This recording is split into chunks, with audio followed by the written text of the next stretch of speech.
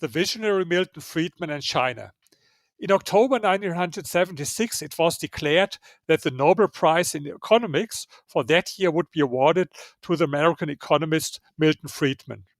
Almost exactly 1 month before the announcement, Mao Zedong had died. Only 4 years after Mao's death, Friedman visited China for the first time. Upon his return, he predicted that China had the potential to mirror the rapid economic growth seen in Japan and Germany after the Second World War.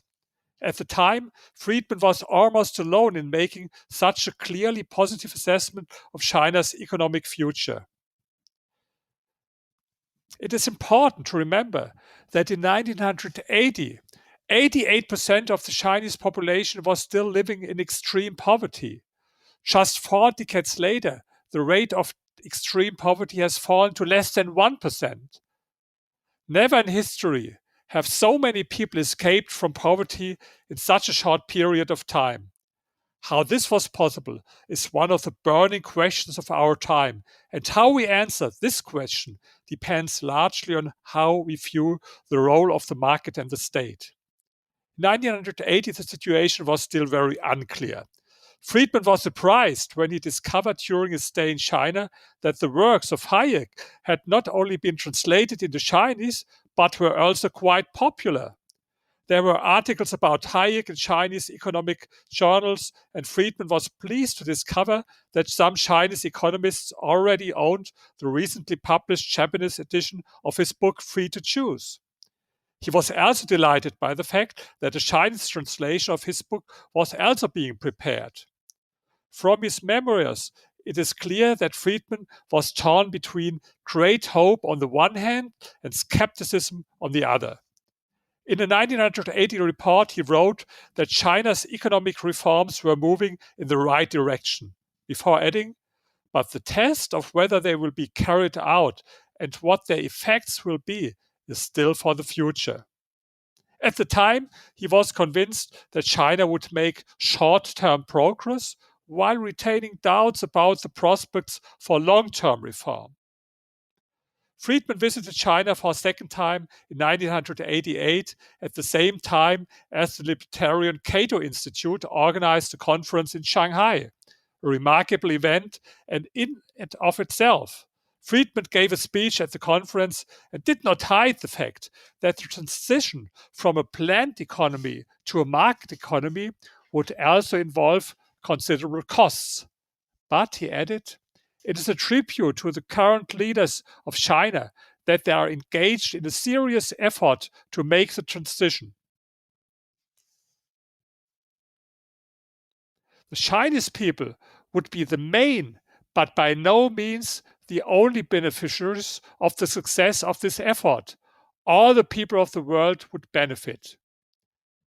These were almost prophetic words. After all, without the rapid growth of the China's economy, there's no way the world economy would ever have experienced such a positive growth. Everyone knows that China is the engine of growth that drives the world economy, but Friedman identified the country's potential as early as 1988. Friedman's optimistic stance was encouraged by a conversation he had with the then General Secretary of the Communist Party, Zhao Ziyang, whom he described as having a real understanding of what it means to free the market. In his autobiography, Friedman writes that his 2-hour conversation with Zhao Ziyang made a very positive impression. He displayed a sophisticated understanding of the economic situation and how a market operated, wrote Friedman. Equally important, he added, Zhao recognized the major changes were needed and evidenced an openness to change. When he visited Shenzhen, he was impressed by the fact that this small port city of just 6,000 people in 1982 had grown into a vibrant city with 500,000 inhabitants. Shenzhen was China's first special economic zone and more closely applied the principles of market economy than countries in Europe or even the United States. When I myself visited Shenzhen in 2018 and 2019 to a lecture at the university, I was impressed by this metropolis of 12.5 million inhabitants and its incredible entrepreneurial spirit.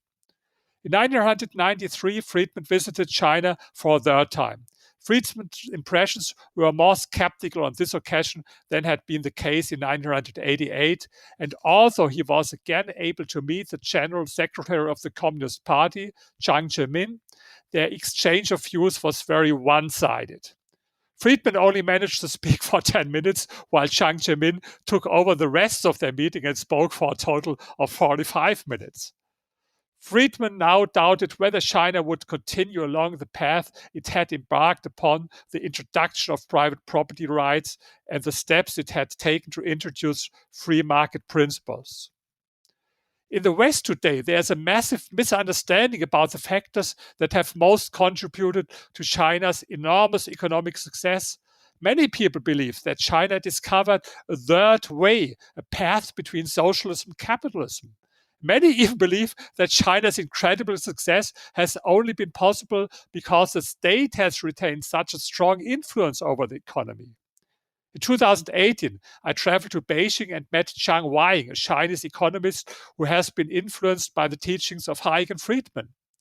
He strongly disagreed with the prevailing interpretation, stressing repeatedly that only reason the state still plays such an important role in modern China is because of the country's recent history, which saw the state controlling almost 100% of the economy. But China's economic success over the last 4 decades is entirely based on the fact that the role of the state has been gradually reduced. During our conversation, Zhang Weiying repeatedly stressed that China's economic rise is not because of the state, but in spite of the state. Milton Friedman would certainly have agreed. The brilliant economist was one of the first to predict China's futures. Today, as confirmed by a working paper from the World Economic Forum, the private sector is the driving force in China.